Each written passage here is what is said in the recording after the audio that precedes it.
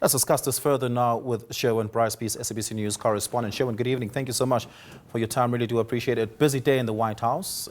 First, a expansion of the U.S. Visa suspensions, a meeting taking place between Danish, Greenlandish, as well as J.D. Vance in the White House. And of course, Trump closely monitoring and endlessly posting on Truth Social about what's going on in Iran. And now a joint statement from the G7 foreign ministers on the Iran situation. What's the latest? Let's start on the Iran issue.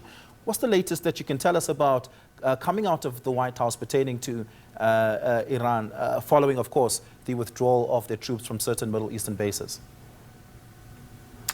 You know, when we try to read the tea leaves in moments like this, Oliver, we sort of gauge how personnel are leaving those military bases in the region. What sort of messages are we getting? Because you're not going to get a prelude announcement that we're about to attack Iran. You might just hear about bombs dropping when it happens. What we do know is that several countries, Italy, Poland, Australia, the United States, Canada, Germany, among countries to issue travel alerts to their citizens in Iran, telling them to leave via land routes, via Turkey, or whatever options that they have at their disposal. And that normally gives us an indication that something militarily is going to happen. The G7, you just made reference to that, issuing a statement. This is just hot off the press.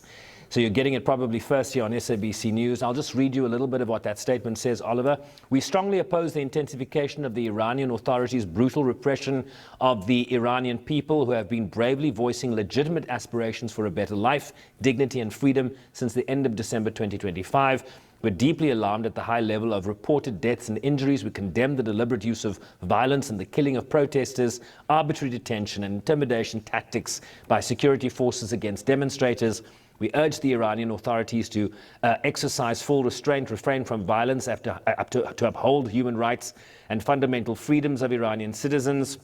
I'm just going to jump ahead. The members of the G7 remain prepared to impose additional restrictive measures if Iran continues to crack down on protests and dissent in violation of human rights obligations. So the United States Foreign Minister, essentially the U.S. Secretary of State, joining that statement, Oliver. Of course, it makes no mention of possible U.S. Military strikes. And what we do know is that U.S. President Donald Trump posted this on Truth Social just yesterday to the Iranians. Iranian patriots, keep protesting. Take your institutions, save the names of the killers and abusers. They will pay a price. I have cancelled all meetings with Iranian officials until the senseless killing of stop. Help is on the way. And then MIGA, make Iran great again. The words of the US president directly to the protesters in Iran, and we believe that possibly, right, I mean, speculation being rife in these moments that the US is considering military action. They might use cyber warfare. You'll understand very recently the example of the attack on Venezuela to capture Nicolas Maduro. There were reports that the United States was able to cut electricity in Venezuela that allowed its troops to enter, Venezuelan airspace and Caracas in particular. So one wonders whether there'd be some sort of cyber attack here, cutting power to Iran that would allow the U.S. military to make military maneuvers. I mean, this is pure speculation, but the most recent example being Venezuela, one imagines those tactics could be deployed here as well. Yeah, let's get a sense. Do we have any sense whatsoever, really, about which bases in the Middle East they withdrew troops from? I would imagine that Iran's neighboring countries are first in the line where they would withdraw troops from. But I would also imagine that Saudi Arabia might have been quite nervous at this point.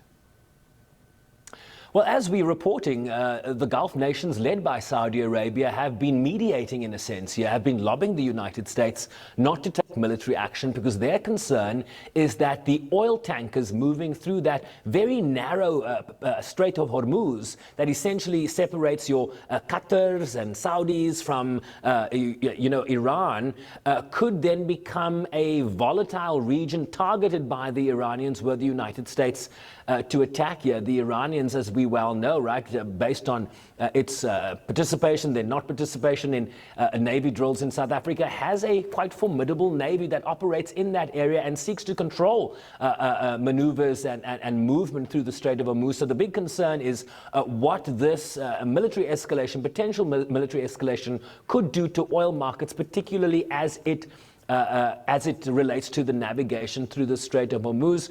So the Saudis have been negotiating here with the US. But of course, Al Udeid, the naval base, the air base in Qatar, just outside Doha, which was the subject of Iran's military missile strikes in response to that nuclear strike by the strike by the United States on its nuclear sites in Iran. The response was to target the U.S. military base in Doha, just outside Doha in Qatar. So we do understand that Al Udeid has been evacuated, the extent of which we cannot confirm, but we do know that the Pentagon has told personnel there to leave by tonight, which could be instructive and indicative of what might very well happen tonight. Yeah, let's talk quickly about those visa suspension extension. What do we know about it? Well, that if you are a World Cup fan and you want to come and support a World Cup qualifier that is on that list, you will probably still be able to get a visa to come to the United States, because we understand that this is a ban on visa seeking immigration to the United States. So immigrant visas to the USA are the ones that have now been banned in 75 countries, many of those countries in the Africa region. But the big question then I received was, like, how can they be doing this if they're a co-host for, in terms of the FIFA World Cup in a few months' time?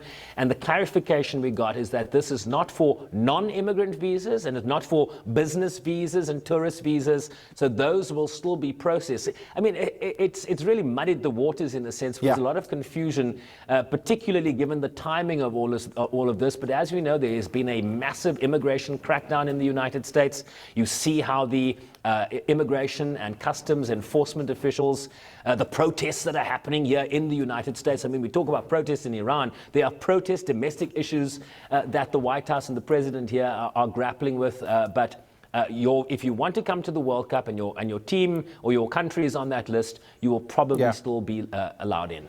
Yeah. And is there any sort of indication coming out of the White House surrounding that meeting with J.D. Vance, the Vice President, and Greenlandish and Danish officials this afternoon? I saw a headline before I came on here, and basically the Danish foreign minister saying something to the effect that the divisions still remain. They had a very frank discussion, but I don't think anything has been resolved. The United States, the President of the United States, insisting that they must own Greenland, and the Danish and the Greenlanders insisting that Greenland belongs to Greenlanders and not the United States. Okay, we're going to have to leave it there. Sherwin, thank you so much for your time. Thank you so much for this report and coverage. Really do appreciate it. Sherwin, Bryce-Pease coming to us there from New York.